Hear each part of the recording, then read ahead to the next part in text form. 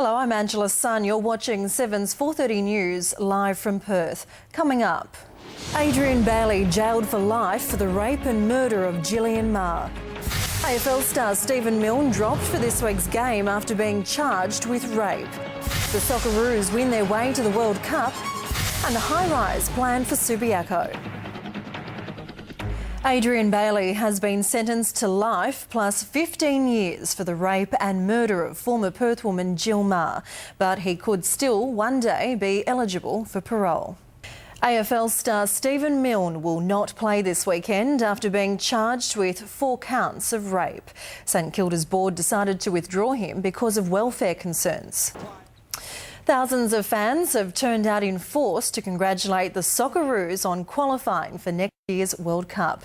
Ryan Phelan caught up with Tim Cahill and coach Holger Ossick. And we'll show you how the Socceroos won the match later in sport. The Police Commissioner is calling for government action on alcohol advertising that influences children, particularly in sporting events.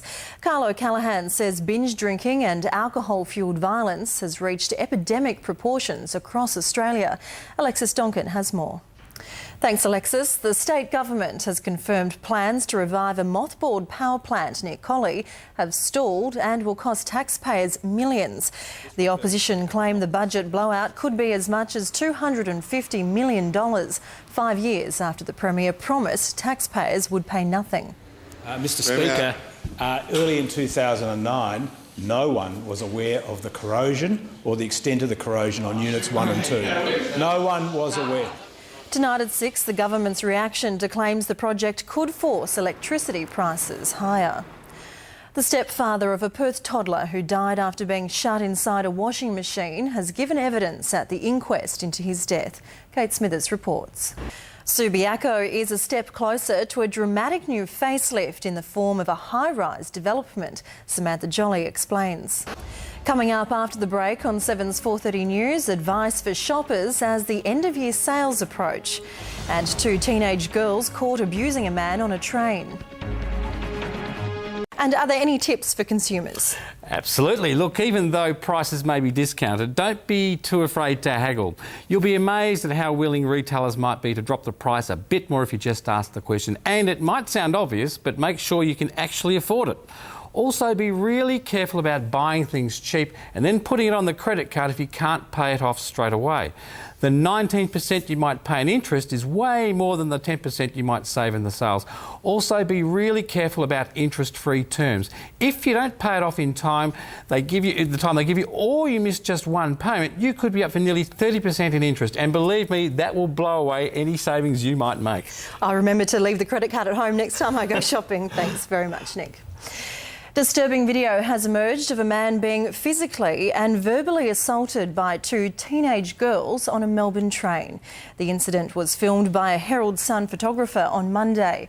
The girls threw a can at the passenger, poured a drink over him and repeatedly swore at him after he asked them to remove their feet from the seats. I'm not sitting next to it. Don't touch me. Next time you touch me, I'll kill you. The 2 girls were later arrested. Now here's Monica with a look at the stories on Today Tonight.